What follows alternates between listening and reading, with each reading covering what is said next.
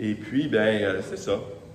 On va faire notre deuxième étude sur le jeûne. Pour ceux qui n'étaient pas là la semaine passée, on a commencé une étude sur le jeûne.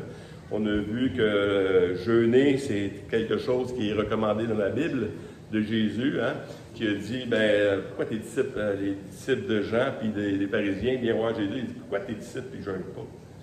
Hein? Parce que l'époux, il est là tout de suite. Quand l'époux va être enlevé, ils vont commencer à jeûner. Hein? Et puis, on a vu quelques textes comme ça la semaine passée. Je ne résumerai pas tout ce qu'on a vu la semaine passée. Vous pouvez aller l'écouter sur le site Internet ou Messenger ou YouTube ou Facebook, et ainsi de suite. Tu as donné un devoir aussi. Pardon? Tu as donné un devoir à ceux qui étaient là. Oui, j'ai donné un devoir. Le devoir, finalement, on va le faire que dans 2 semaines. C'est dans Ésaïe 58, parce qu'on va... Juste Ésaïe 58, ça prend toute une prédication. Fait que j'ai fait ça hier, et puis, non, c'est trop long. Je peux pas enlever Ésaïe 58, puis je peux pas ne pas parler de ce que je vais parler aujourd'hui. Donc, on va voir encore aujourd'hui et dans 2 semaines. La semaine prochaine, c'est Alexandre. L'autre semaine après, on va finir avec ça. Et puis après ça, c'est notre témoignage de notre frère le 11 qui va... René, notre frère René qui va donner son témoignage. Donc, dans la Bible, on voit beaucoup de passages sur le jeûne. On voit des passages sur le jeûne de différentes manières. Il y a des jeûnes de 40 jours. Est-ce qu'il y a quelqu'un ici qui a déjà fait ça? 40 jours? Avec ma mère. Avec ta mère? Oui, on l'a fait ensemble. Mais pas sans boire. Non, juste. C'est ça. Dans la Bible, ceux qui ont fait ça 40 jours, ils ne buvaient même pas, il n'y avait pas d'eau. Même pas de nourriture, pas d'eau. Essayez pas ça à la maison. C'est dangereux. Essayez pas ça à la maison, à moins que Dieu t'appelle à le faire. Si Dieu t'appelle à le faire, là, c'est une autre chose, tu sais. Mais si Dieu ne t'appelle pas à le faire, tu ne le fais pas. Il y a des jeûnes indéfinis dans la Bible, qu'on ne sait pas combien de temps qu'on doit jeûner, mais il y a des jeûnes de proclamer, et puis les gens doivent jeûner à cause de plusieurs raisons. Il y a des jeûnes à cause qu'il y a des problèmes qui arrivent. Hein? Il y a des ennemis. Israël avait des ennemis. Nous aussi, on a des ennemis. Hein? On n'a pas à combattre contre la chair et le sang, mais contre les principautés. Puis ceux qui pensent que non, l'ennemi est enfermé présentement, c'est une erreur. Il est encore là et il agit puissamment. Et d'ailleurs, cette semaine, c'était la plus petite semaine que j'ai faite sur la route. Il y avait une atmosphère qui était là, qui empêchait. Quand moi je prêche sur quelque chose, supposons que je prêche sur la guérison, est-ce que vous pensez qu'il arrive dans la semaine? Hein? On est malade. Si on prêche sur d'autres choses, souvent, l'ennemi vient essayer de nous décourager de ce côté-là. Prêcher sur la pauvreté, l'argent pour venir. Ah, peut-être, hein, l'autosuffisant. Peut-être. Non, il est déjà là, l'argent. Mais il y a plusieurs raisons. La maladie, David a jeûné pour son fils qui a eu une relation pas correcte. Et puis, mais il est mort quand même, mais il a jeûné pour ça. On peut jeûner pour la maladie, on peut jeûner pour plein de choses comme ça. Et puis, là, on va voir aujourd'hui quelques jeûnes. On va voir les plus gros jeûnes aujourd'hui dans un premier temps. Les jeûnes de 40 jours. Hein? Qui a jeûné le premier qu'on a vu? Pas le premier dans la Bible, mais dans le Nouveau Testament. Mais Jésus a jeûné en premier. Jésus a jeûné 40 jours. Mais son jeûne n'est pas tellement décrit. Il est décrit un peu dans le sens qu'il il était tenté par Satan pendant son jeûne. Hein? Il était tenté. Quand tu jeûnes, c'est quoi qui arrive? Tu deviens affaibli. Affaibli de plusieurs manières. Affaibli côté physique. Hein? Même si ceux qui ont l'habitude de jeûner, oui, c'est vrai qu'on est affaibli les premiers jours, mais après ça, on retrouve de l'énergie, puis on y va. Hein? Ceux qui ont fait cette expérience-là ont vu que oui, c'est vrai que les premiers jours, on dirait que tout le pas bon sort, donc là, après ça, l'énergie revient. Mais il y a aussi émotivement, on devient plus faible. Et d'un autre côté, on devient plus à l'écoute de ce que Dieu a à dire, des choses comme ça. Fait que les deux viennent, c'est pour ça que Jésus a été tenté comme ça. Mais il y a plusieurs personnes qui ont aussi fait des jeûnes de 40 jours, dont Élie. On va commencer avec Élie. Je ne sais pas s'il y a des Kleenex à quelque part. Non. Parce que là, je vois Élie avec ses têtes-là. Dans 1 Roi 19,4.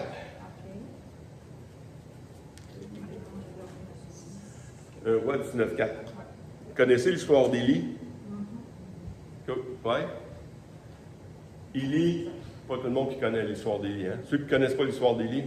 OK, il y en a quelques-uns. Élie, ce qui est arrivé, il est arrivé beaucoup de choses avec Élie. Mais Élie, à un moment donné, il a fait quelque chose qu'il n'y a pas beaucoup d'hommes auraient fait. Parce que dans le temps, il y avait Akab et sa femme qui n'était pas fine. Et il y avait des serviteurs de Baal, des prêtres de Baal qui étaient là. Et puis, elle tuait les prophètes de l'Éternel au profit des prophètes de Baal. Et Élie il arrive là un moment donné, puis il dit, écoute, on va savoir c'est qui le vrai Dieu, là, OK? Parce que là, ça ne marche pas l'affaire. Puis comment on va faire ça? Bien, on va faire un sacrifice. Vous allez préparer vos affaires, vous allez mettre du bois, hein, et ainsi de suite. Puis moi, je vais faire mon affaire. Puis, celui qui va invoquer l'Éternel et qui va répondre, bien, c'est lui qui est le vrai Dieu. C'est-tu Baal qui est le vrai Dieu ou c'est l'Éternel qui est le vrai Dieu? Et ainsi de suite. Puis, il le fait un peu d'une manière fendante aussi, là, parce qu'il il barbe un peu, il dort peut-être, là, tu sais. mais c'est quand même, lui, son tour est pas arrivé encore, là, tu sais. Quand tu écœures quelqu'un de même, ton tour est pas arrivé, peut-être que... Mais on voit qu'il développe quelque chose. Il sait que Dieu va répondre, parce que c'est le seul Dieu qui est vrai. C'est le seul Dieu qui répond à nos prières. Et puis, on voit que l'Éternel, il descend, il consomme complètement le feu, et puis l'offrande d'Élie, mais pas l'autre. Mais ça fait quoi? Ça fait ensuite qu'ils ont tué les prophètes de Baal. Hein? Jusqu'à là, ça va bien. Mais après ça, il tombe d'une dépression, puis il s'en va. Puis le réveil arrête là. C'est fini, parce que la mauvaise maman, comment elle s'appelle déjà? Jézabel est là, puis appelez pas votre enfant Jézabel si vous avez des enfants, c'est pas beau. Elle décide de dire même, il va mourir. Élie va mourir, même si je dois en mourir, il va mourir. T'sais? Fait qu'Élie s'en va, puis là, il y a la chienne. Pourtant, il vient de faire quelque chose de très grand pour l'Éternel. Mais des fois, quand on fait des choses très grandes pour l'Éternel, puis on tombe au régulier, là, on dirait que c'est comme si j'étais investi d'une autorité pour faire ça. Mais quand que je ne fais plus ça, c'est comme si je n'ai plus d'autorité. Tu sais. Démuni. Il est démuni, dépressif. C'est ça. Il est vraiment dépressif, là, monsieur. Là. Tu sais, il est rendu là. Et puis, ben, c'est ça. Et puis, ben, c'est là qu'on va commencer l'histoire ici, dans 1 Roi 19,4. Pour lui, il alla dans le désert et après une journée de marche, il s'assit sur un génet. Il demandait la mort. Dépressif, là, il est suicidaire, le gars. Et, ben, pas suicidaire parce qu'il ne l'a pas fait, mais il a demandé quand même. Je ne sais pas si ça vous est déjà arrivé, de demander, il dit, Seigneur, je n'ai plus rien à faire ici, viens me chercher. Tu sais. C'est ça. Nous autres, on est là pour ça. Mais sa porte, on ne l'a pas trouvée. En disant, c'est assez maintenant. L'Éternel prend mon âme car je ne suis pas meilleur que mes frères, que mes pères. C'est vrai, que mes pères. Ben, c'est vrai qu'il n'est pas meilleur. Il n'y a pas un homme meilleur que les autres. C'est pas parce qu'il est arrivé des grandes choses dans ta vie que tu es meilleur qu'un autre. C'est parce que le Seigneur t'a utilisé. Le Seigneur qui est grand, c'est pas toi. Puis tant que tu penses que c'est toi, ça se peut que tu tombes dans des presses. 1 Roi 19, 7 à 8. L'ange de l'Éternel vint une seconde fois, le toucha et dit, « Lève-toi et mange, car le chemin est trop long pour toi. » Il se leva, mangea et but, et avec la force qui lui donnait cette nourriture, il marcha 40 jours et 40 nuits jusqu'à la montagne de Dieu, à Horeb. Déjà, on voit quelque chose qui se passe là.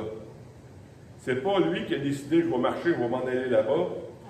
il y a un ange. Dieu a envoyé son ange. On voit souvent que quand un jeûne de 40 jours, les anges sont pas loin. Hein? Jésus, il était servi par les anges. Élie, il a été servi par les anges. Il a fallu qu'il prenne la nourriture parce qu'il fallait qu'il se prépare. Déjà, il jeûnait et il se couchait. Vous voyez qu'il était fatigué un peu. Et puis, il a fallu qu'il ait des forces pour marcher jusqu'à là-bas par 40 jours sans manger, puis tu marches en plus. Il y en a qui disent, ouais, mais moi je vais jeûner, mais je ne peux pas jeûner et travailler en même temps. Lui, il a fallu qu'il marche en plus. C'est quelque chose de gros. Et puis, il a marché. C'était l'ordre de Dieu, c'était quelque chose que Dieu a préparé. C'est pour ça qu'il a pu l'exécuter en même temps. Dans 1 Roi 9-12, il dit après le tremblement de terre, parce que là, il était là, puis il demande, ouais, mais Élie a fait des choses grandes pour Dieu, mais il n'avait pas encore appris à entendre Dieu. Hein? On peut faire des grandes choses pour Dieu sans apprendre à marcher avec Dieu. Puis le but, là, c'est de connaître Dieu. C'est pas de faire des choses pour Dieu. Un moment donné, quand Jésus a envoyé les disciples guérir puis ils sont venus, là, puis ils étaient tout contents. Il dit, soyez pas heureux, soyez pas joyeux à cause que les démons vous sont soumis, mais que votre nom est écrit dans le ciel.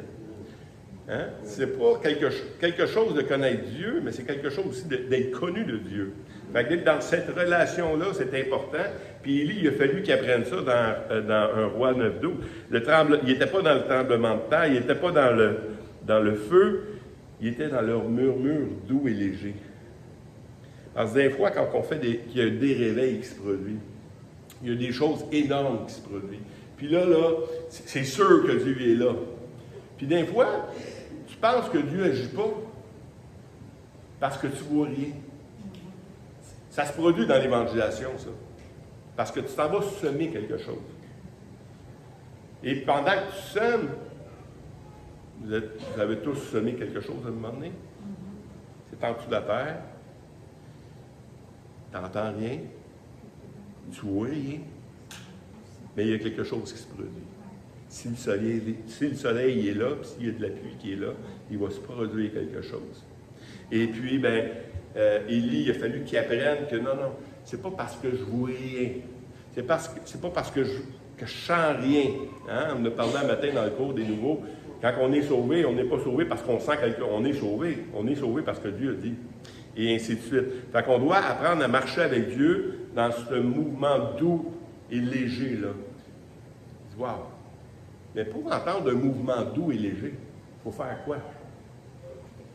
Il faut arrêter. Écoutez. On entend les speakers, on entend la fan, on entend des choses. Mais si on est tout le temps agité, on n'entend rien.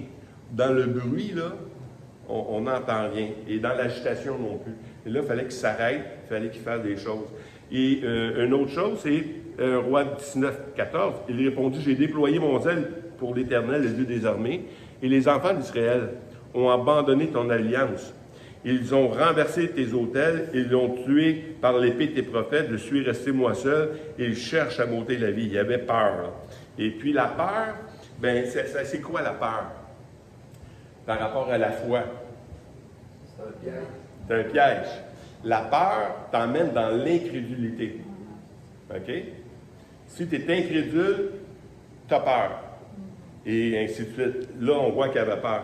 Mais Dieu, pendant son jeûne, fait quelque chose avec Élie. Dans 1 Roi 19, 15 à 16, l'Éternel dit, va, prends ton chemin par le désert jusqu'à Damas, et quand tu seras arrivé, tu vas faire quelque chose. Dieu donne, pendant le jeûne, Dieu donne des directives. Dieu donne des stratégies.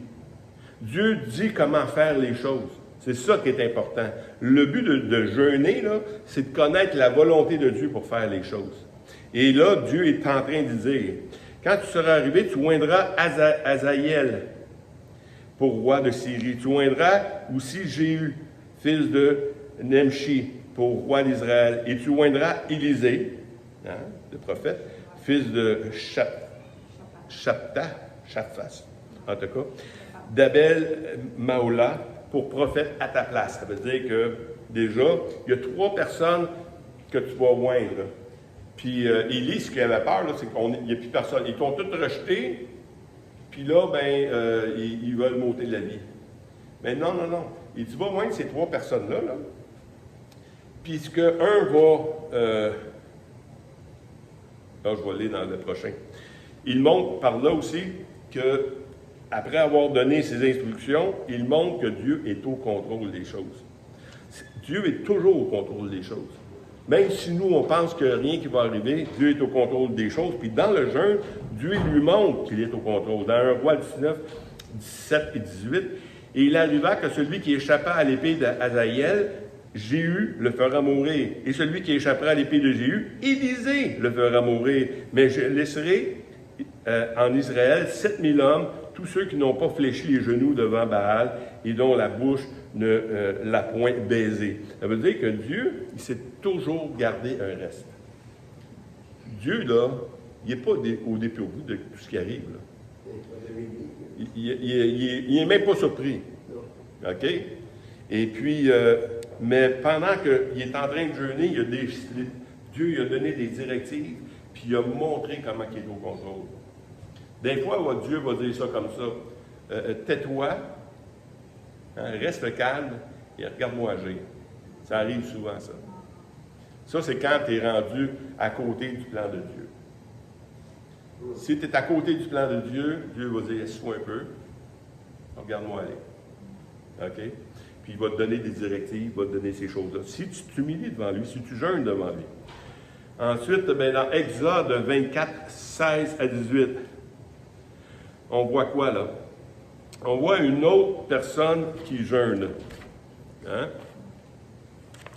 Et un autre jeûne de 40 jours. C'est Moïse. La gloire de l'Éternel reposait sur la montagne du Sinaï, et la nuée couvrit pendant 6 jours. Le 7e jour, l'Éternel appela Moïse du milieu de la nuée. Moïse entra au milieu de la nuée, et il monta sur la montagne. Moïse demeura sur la montagne 40 jours et 40 nuits. Une autre chose, 40 jours et 40 nuits. On voit un deuxième jeûne. Mais ce deuxième jeûne-là, c'est le plus décrit dans la parole de Dieu. Il y a 7 chapitres que Dieu décrit ce qui se passe pendant ce jeûne-là.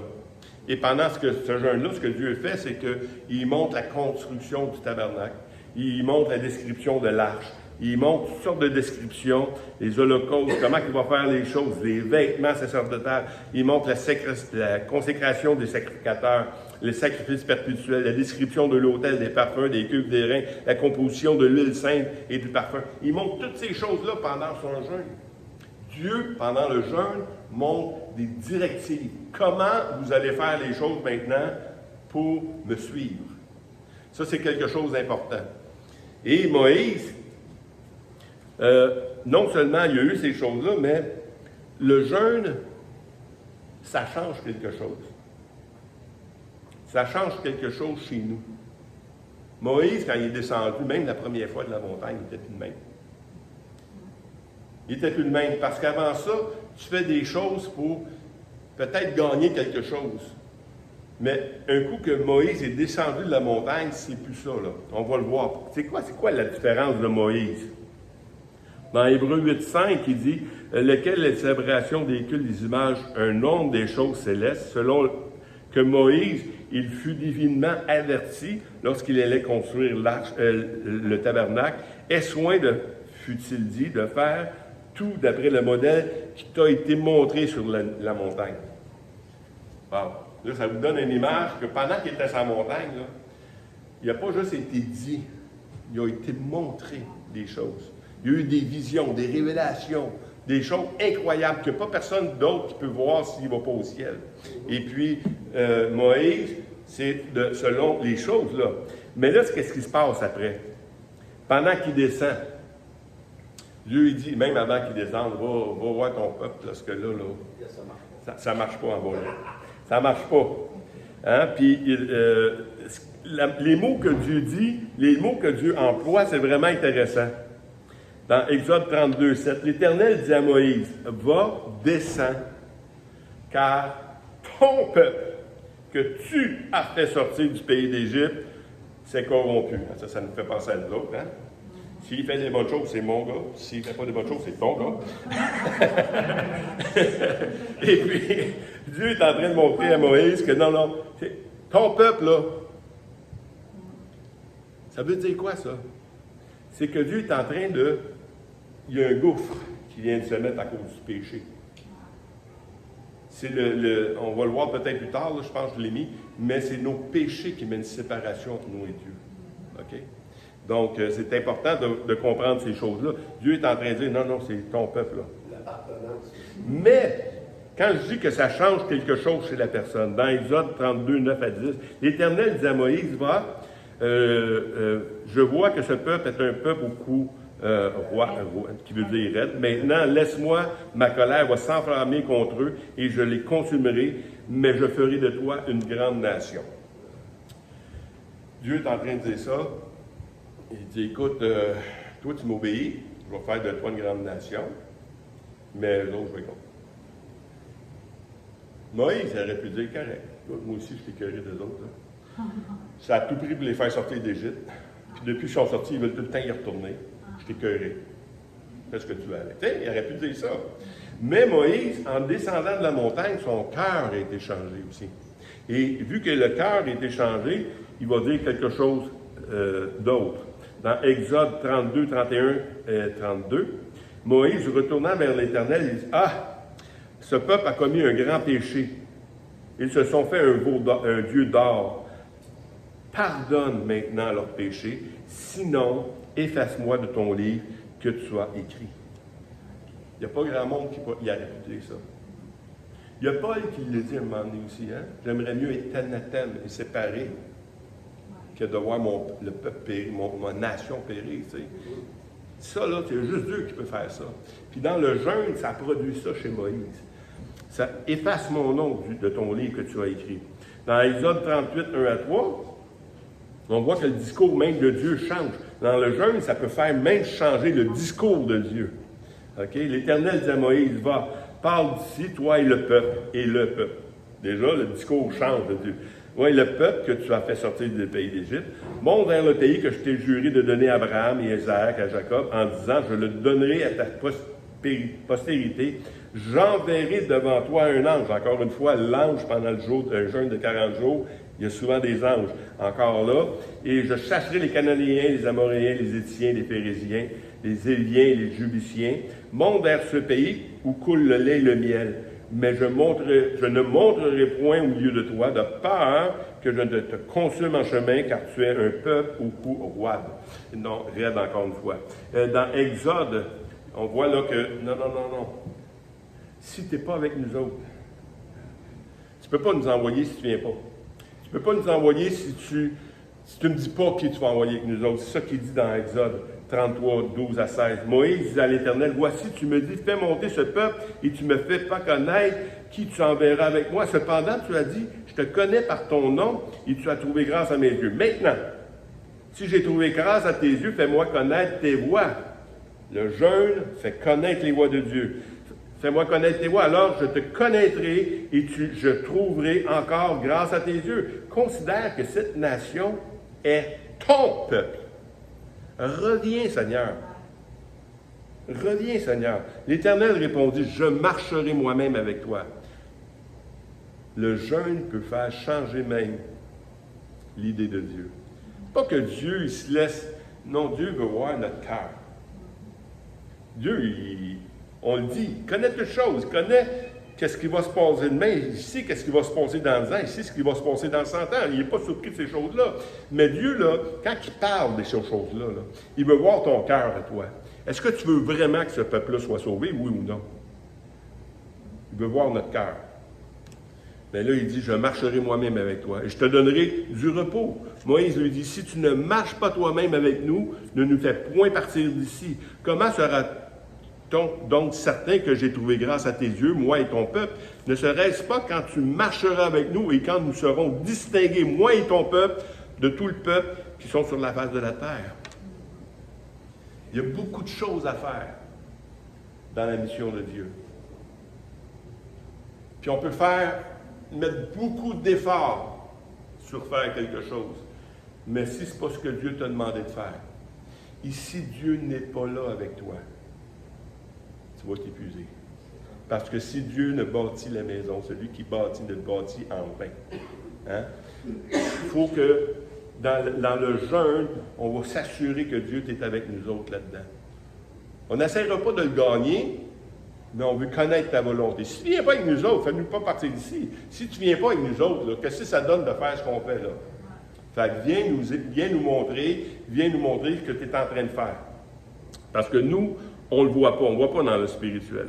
Et on voit que Moïse, comme dans Ésaïe 58, 12, il dit qu'il sera appelé réparateur de brèches, tu ne l'as pas. Mais on voit Moïse là, qui est en train de réparer une brèche. Israël a commis un péché, Dieu veut le détruire, puis lui s'est mis entre les deux. Tu dis que tu m'aimes, mais eux autres aussi. Si tu ne les aimes pas, ça ne marche pas. On doit être des intercesseurs. Dans le jeûne de Dieu, on devient des intercesseurs. Si nous, en tant que chrétiens, là, on se dit, ouais, mais je vous ai sauvés, mais on n'a pas de sympathie pour le reste de la nation. On n'a pas un cœur pour ceux qui périssent. Bien, c'est parce qu'on n'a pas connu Dieu. Si on devient insensible à ceux qui périssent alentour de nous, le jeûne produit ça en nous. Si vous n'avez pas de compassion, si on n'a pas de compassion pour ceux qui périssent alentour de nous, allons dans le jeûne. Demandons à Dieu, Seigneur, montre-nous qu'on ait la même compassion que toi, tu as compassion des gens. On veut avoir le même cœur que Dieu. Dieu a changé son cœur à Moïse. Il peut changer le nôtre par le jeûne. Ainsi de suite. Et non seulement après son jeûne, il s'est choqué, il a cassé les 2 tables et tout ça, mais il a fait un autre jeûne. Dans Exode 34, 28, 29, Moïse fut avec l'Éternel 40 jours et 40 nuits. Une deuxième fois, il ne mangeait point d'eau, de pain et ne but point d'eau pendant 40 jours. Hey, 2 jeûnes de suite, là. Écoute, t'as pas aussi gros que moi, plutôt. Je suis sûr qu'il était petit dans ce temps-là. Et l'Éternel écrivit sur les tables les paroles de l'Alliance, les 10 paroles. Moïse descendit de la montagne du Sinaï, ayant les 2 tables de témoignage dans sa main. Et en descendant de la montagne, il ne savait pas que la peau de son visage rayonnait, parce qu'il avait parlé avec l'Éternel. Quand tu vas dans la présence de Dieu, il ne savait pas. Mais ça produit même quelque chose. Non seulement son cœur était changé, mais la deuxième jeûne, même son apparence était changée. C'est quelque chose, là. On a des témoignages des évangélistes à un moment donné. Comment il s'appelle? Je m'en souviens plus de son nom, mais c'est pas grave. Il s'en va dans l'avion, puis il est reconnu quand même, tu sais, puis et il est assis dans son banc. Et il y a un monsieur qui arrive, puis il le voit. Puis le monsieur tombe à genoux à côté de lui. Puis il dit, « Qu'est-ce qu'il faut que je fasse pour être sauvé? »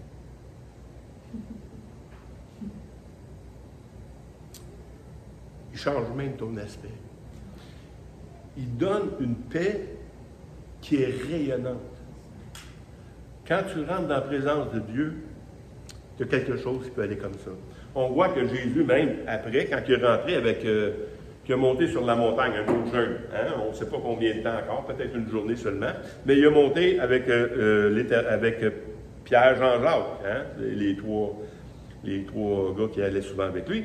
Dans Matthieu 17, 1, 2, 6 jours après, Jésus prit avec lui Pierre, Jacques et Jean, son frère, et il les conduit à l'écart sur la haute montagne. Dans Luc, il met une petite chose, il monta sur la montagne pour prier.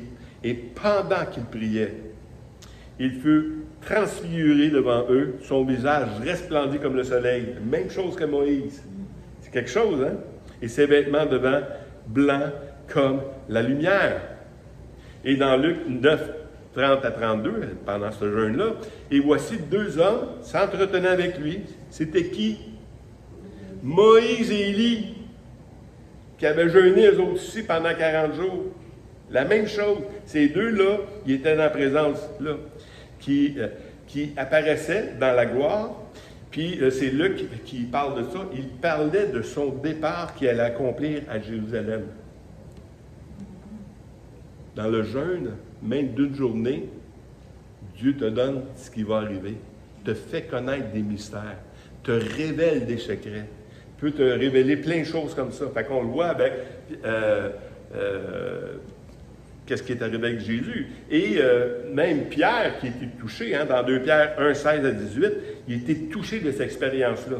Et il dit, ce n'est pas, en effet, en suivant des fables habilement conçues que nous vous avons fait connaître la puissance de l'événement de notre Seigneur Jésus-Christ, mais c'est comme ayant vu sa majesté de nos propres yeux pendant qu'il était sur la montagne. Car il a reçu de Dieu le Père, honneur et gloire, quand la gloire magnifique lui fut entendre une voix qui disait « Celui-ci est mon Fils bien-aimé en qui j'ai mis toute mon affection. » Et nous avons entendu cette voix venant du ciel lorsque nous étions avec lui sur la Sainte Montagne. Hein? Le visage d'eux autres ne resplendissait pas. Mais ils ont entendu des choses qui ont fortifié leur foi. Pendant un jeûne, Dieu fortifie ta foi. Il enlève ton incrédulité. C'est pour ça que Pierre pouvait dire, là, ce que je vous enseigne, là, c'est pas... c'est quelque chose, là, que j'ai tellement de foi parce que Dieu m'en a rendu témoignage. J'ai entendu même Dieu témoigner témoignage de Jésus-Christ, tendant des choses comme ça. Et puis, on voit que tout de suite après ça, ils sont en train de descendre la montagne, il y a Jésus, il y a Jean-Jacques qui sont avec eux autres, ils descendent la montagne. Et il arrive de quoi? Dans Matthieu 17, 19 et 21, alors les disciples s'approchèrent de Jésus et ils dirent en particulier, parce que quand ils ont descendu la montagne, il dit, il y en a un, là, on n'a pas pu guérir. Parce qu'on a l'habitude de guérir les gens, là, mais lui, on n'a pas été capable de le guérir. Et il demande en particulier pourquoi on n'a pas été capable de le guérir. Pourquoi n'avons-nous pu chasser ce démon? Jésus il dit, c'est à cause de votre incrédulité. C'est à cause de votre peur. La peur, incrédulité, ça vient ensemble, c'est synonyme. Leur dit Jésus, je vous le dis en vérité, si vous aviez de la foi comme un grain de sénévé, vous diriez à cette montagne, transporte-toi d'ici et là, elle se transportait. Rien ne vous serait impossible. Mais cette sorte de démon ne sort que par la prière et par le jeûne. Cette sorte de démon ne sort que par la prière et par le jeûne. Donc, c'est quoi ça? Si je jeûne, il va être guéri? Non, non, non. Si tu jeûnes, ça va produire de la foi dans ta vie. Ça va produire de la foi dans ta vie. Parce que si tu jeûnes, parce que Jésus donne la réponse au début. Pourquoi on n'a pas été capable de chasser ce démon-là? C'est à cause de votre incrédulité. Et il dit, ce démon-là sort que par le jeûne et la prière. Si tu ne prends pas un temps précieux avec Dieu, tu vas peut-être faillir dans la foi. Parce qu'un jeûne, comme on a dit la semaine passée, un jeûne et prière, un jeûne sans prière, c'est un régime. Hein? Mais un jeûne avec prière, ça produit quelque chose. Quand tu pries, tu peux prier, dire les paroles à Dieu, mais prier aussi, c'est de recevoir aussi. Quand je lis ma parole, je suis dans un temps de prière avec Dieu, je reçois. On est dans un dialogue avec Dieu. Et la foi vient de ce qu'on entend. Et ce qu'on entend vient de la parole de Christ. Donc, la foi, si tu pries, si tu jeûnes, ça te donne de la foi pour même chasser les plus pires démons. Parce que le jeûne, là, et notre combat à nous, les chrétiens, on en a parlé, Daniel aussi en a parlé, notre combat, il est spirituel. Puis si on n'est pas capable de s'équiper spirituellement, si on n'est pas capable de se pratiquer à vivre des choses dans le monde spirituel, on n'a pas de victoire. Et puis là, il faut aller dans le jeûne. Et on va voir, pour terminer, quelques petits jeûnes, parce qu'il y a des jeûnes, on va voir que ça change l'atmosphère. Si je jeûne, l'atmosphère va changer. Le danger qui est là, Dieu va s'en occuper. Il va te donner la foi pour le faire, et il va changer l'atmosphère complètement. On le voit, ça. On le voit même juste à travers la prière. On est capable. Mais imaginez, avec le jeûne, c'est multiplié. Le roi Josaphat, 2 Chroniques 23 à 4. Dans sa frayeur, Josaphat se disposait à chercher l'Éternel. Dans sa frayeur, des fois. Déjà, la frayeur, encore. L'incrédulité, la peur. Josaphat se disposa à chercher l'Éternel et il publia un jeûne pour tout Juda. Juda s'assembla pour invoquer l'Éternel et l'on vint de toutes les villes de Juda pour chercher l'Éternel. Dans un jeûne, on cherche sa face. Dans 2 Chroniques 21, après cela, le fils de Moab et des fils d'Ammon, et avec eux les Moabites, marchèrent contre Josaphat pour lui faire la guerre. Ça veut dire quoi, ça? Ça veut dire que, pourquoi que Josaphat il a eu peur? Parce que là, les 3 tribus alentours, là, je regarde mes effectifs, puis je regarde leurs effectifs, puis on va être détruits. On est trop faible pour eux autres. Fait qu'on va jeûner, on va chercher la face de Dieu, puis on va voir comment on peut s'en sortir. Dans 2 Chroniques 20, 15 à 17, et Jécaziel dit « Soyez attentifs, tout Juda et habitants de Jérusalem, et toi, roi Josaphat. Ainsi vous parle l'Éternel, c'est un prophète. Ça. Et ne craignez point, et ne vous effrayez point. Ayez la foi devant cette multitude nombreuse, car ce ne sera pas vous qui combattrez, ce sera Dieu. Vous n'aurez point à combattre en cette affaire.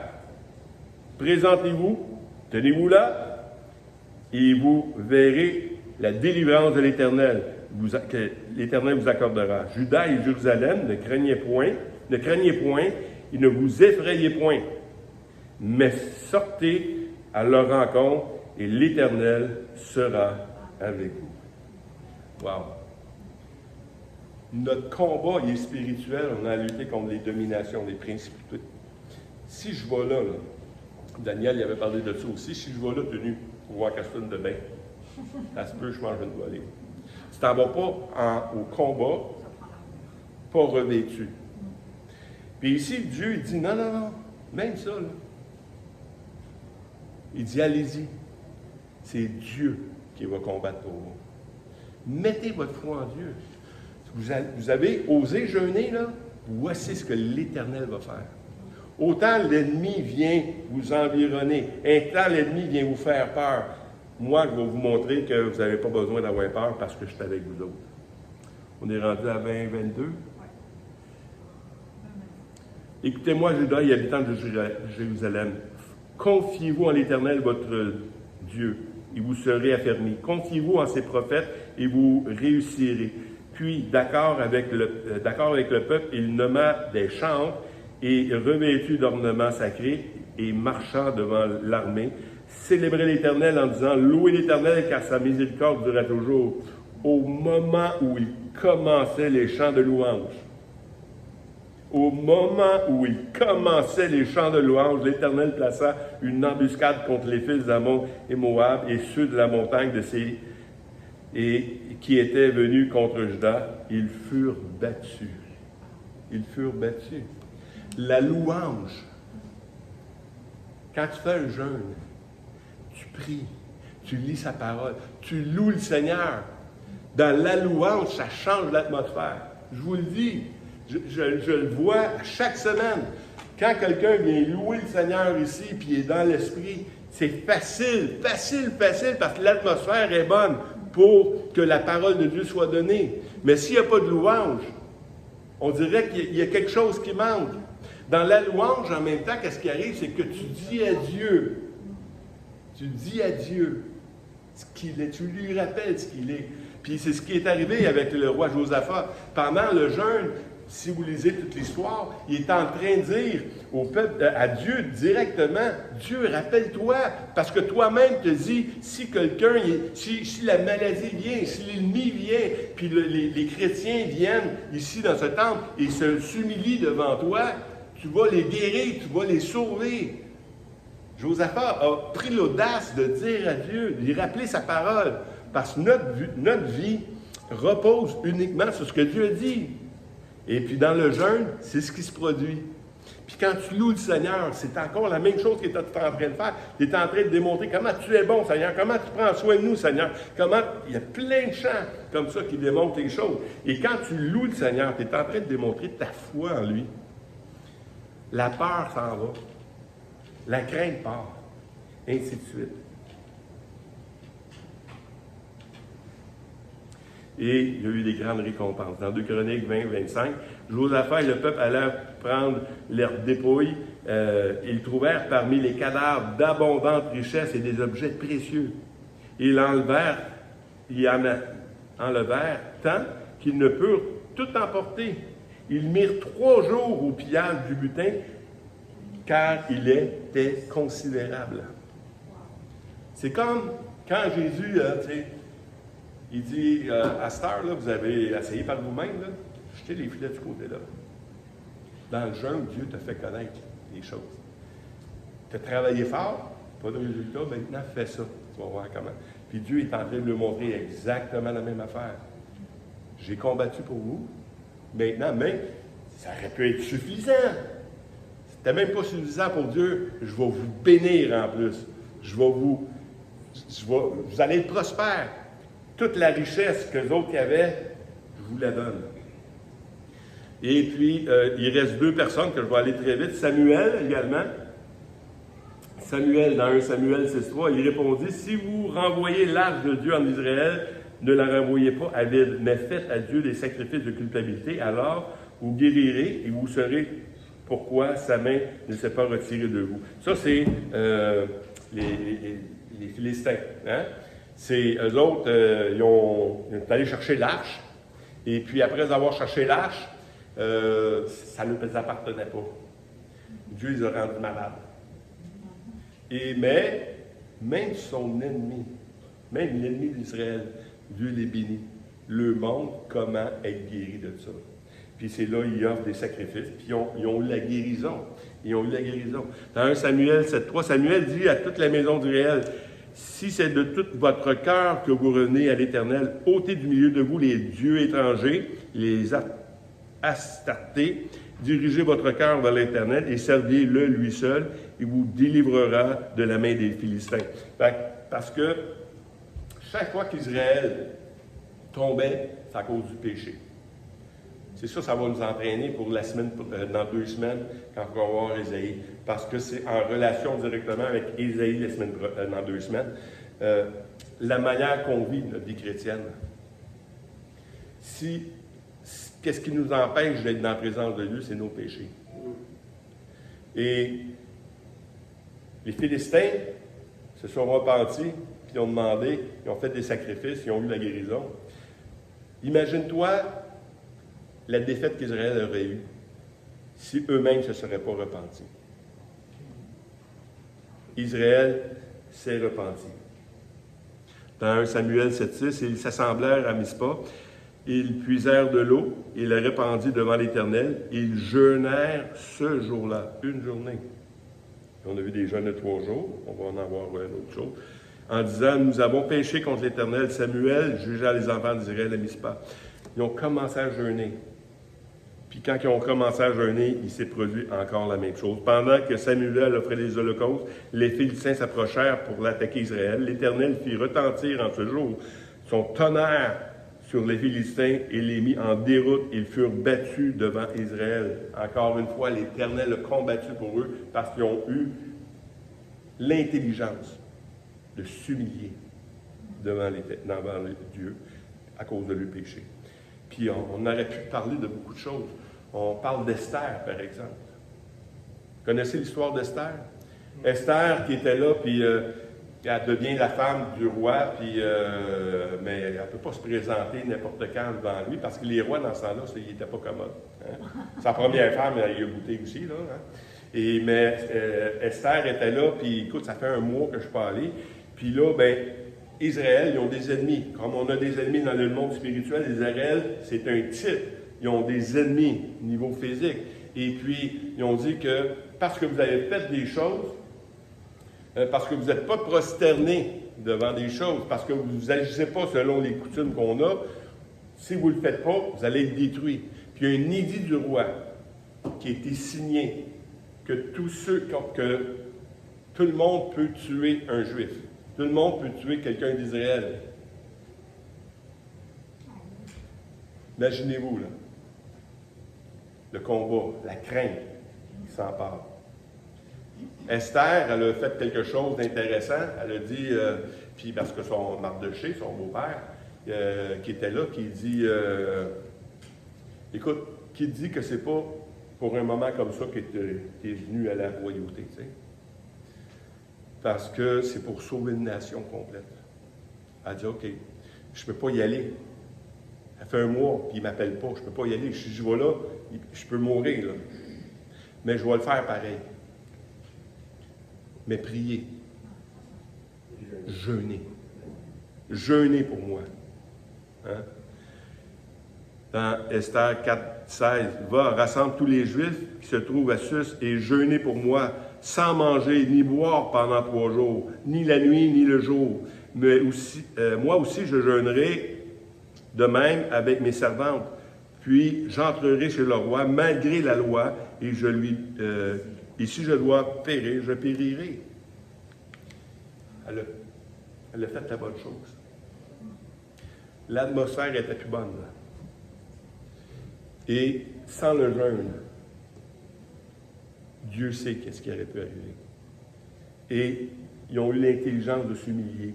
Tous les Juifs ont commencé et ils ont eu une délivrance. Ils ont eu le droit. L'attaque n'a pas été empêchée. Remarquez bien que l'attaque n'a pas été empêchée contre Israël. Mais ils ont eu le droit de se défendre. C'est une grosse différence. Parce que s'ils se défendent, puis ils n'avaient pas le droit, ils étaient coupables. Mais là, ils ont le droit de se défendre. Mais avec Dieu, c'est la même chose. Et nous, c'est la même chose. En tant que chrétien, on peut jeûner, on peut prier. Ça ne nous empêche pas d'avoir les attaques de l'ennemi. Comprenez-vous? Mais avec ce qui arrive, Dieu nous donne le moyen de s'en sortir. Donc, c'est important de jeûner, c'est important de prier. Quand je vois qu'on se laisse faire, on a parlé d'autorité un peu ce matin, on va en parler un peu plus longtemps d'une autre fois. Mais l'autorité du croyant, Satan a l'autorité qu'on lui laisse seulement. C'est la seule autorité qu'il a. Si on refuse de lui laisser cette autorité-là, puis si nous, on s'en va, parce que là, on n'est plus sur la loi, tout ce que je vous ai lu là, c'est des choses sur la loi. Mais nous, on est sous la grâce en plus. Puis si on va sous la grâce, demandez à Dieu, viens à notre secours, Seigneur. Viens à notre secours pour ma femme. Viens à mon secours pour mon fils. Viens à mon secours pour mes voisins, pour ma nation. Ce que Dieu va faire, c'est qu'il va nous donner des stratégies. Il va nous donner les moyens de faire les choses. Puis il va nous montrer qu'il est au contrôle de toutes choses. Amen. On va finir dans 2 semaines le show sur le jeûne. Mais c'est important que le jeûne, on voit que dans le jeûne aussi, il y a une autorité qu'on doit prendre. Et c'est un outil que Dieu nous donne. J'avais un témoignage. Oui, vas-y. Pour louer le nom de l'Éternel. Vous vous rappelez mon garçon Samuel, j'avais parlé de lui. Ouais, il avait vraiment pas mal, j'ai payé beaucoup pour lui. Samuel avait passé à la cour. Il a eu 2 accidents, puisqu'il s'est frappé 2 autos, où il était en boisson. Puis avant ça, à l'âge de 18 ans, il a eu une ballonne aussi. Fait que son dossier était très épais. Il n'a pas voulu souffler dans le ballon. Les policiers l'ont emmené à l'hôpital, il niaisait le policier. Il y a un dossier assez épais. Son avocat, il avait rencontré un juge pour sa cause. L'avocat, il avait dit, écoute, le juge me dit qu'on peut enlever comme la clause que la dernière qu'il a eue, vu qu'il est allé à l'hôpital, puis ça a pris plus que 2 heures avant qu'il fasse sa prise de sang. Ils nous ont dit qu'on pouvait peut-être pas tomber cette clause-là. Après ça, son avocat l'a rappelé un peu plus tard en lui disant on n'aura plus ce juge-là qui nous disait que tu allais avoir probablement 14 fins de semaine à faire, puis que je pense que tu faisais un quart là-dessus, puis tu as une amende de 3 000 $. Il était content que tu allais sortir de ça avec tout ça. Hein, 5 de même. Là, son avocat l'a rappelé, il a dit là, on n'a plus le même juge. Il a été transféré ailleurs, puis là, ça va être une madame. La madame, la première chose que faisait son avocat, la sentence, on passait pas. Fait que là, il était nerveux de ça aussi. L'histoire est courte. Je prie pour lui tout le temps. Je continue à prier. À un moment donné, on a une grande discussion ensemble. un moment donné, je l'emmène à accepter Jésus dans sa vie. Il a accepté le Seigneur. Ça fait 2 mois, je ne prends plus aucune drogue, aucune boisson, aucune cigarette, aucune boisson énergisante. C'est vrai que demain, il en a vu. C'est un miracle de Dieu. L'autre affaire, il a passé à la cour la semaine passée. Il était supposé d'être jugé par la dame. Je priais pour que Dieu puisse faire qu'il fasse encore affaire avec le même juge. Parce qu'il dit que c'était peut-être possible par correspondance. Et j'ai prié là-dessus, je n'étais pas le seul, je m'imagine. Puis là, il a passé à la cour. Il a eu la même sentence qu'il était supposé avoir au début. Il était très content. Savez-vous ce que les juges qui étaient là, qui ont dit à Samuel et son avocat, ils ont dit, c'est un miracle que tu as juste ça. Ouais. Ils ont dit, c'est bon, c'est pas un miracle. C'est ça. L'atmosphère est changée à travers la prière, ces événements-là, tout ça. Et, je ne sais pas si tu as terminé, mais oui. Je sais, comme qu'est-ce que j'avais parlé sur la prière, c'est tellement efficace. C'est pas à côté de ça. Exact. On veut des réveils avec nos enfants, nos familles, tout ça. Mais on ne prie pas. Comme le pasteur dit, on se laisse battre, on se laisse abattre. On fait juste se plaindre l'un et l'autre et dire que. Mais il y a une autorité qui nous a été donnée. Exactement. Et quand on la prend au nom de Jésus, c'est les démons tremblent. Ouais. Ils tremblent, ils ont peur. Plus c'est efficace, plus ta foi va grandir, plus tu vas faire que, ah, regarde, ok, je vais prier pour ça, ok, je vais prier pour ça. Je prie pour beaucoup d'affaires, il y a plein de choses qui arrivent. J'ai même dit à ma femme en m'en venant, je dis, va falloir que je prenne un détour pour aller travailler, je n'ai pas assez de temps pour prier. C'est fou, ça, ma femme.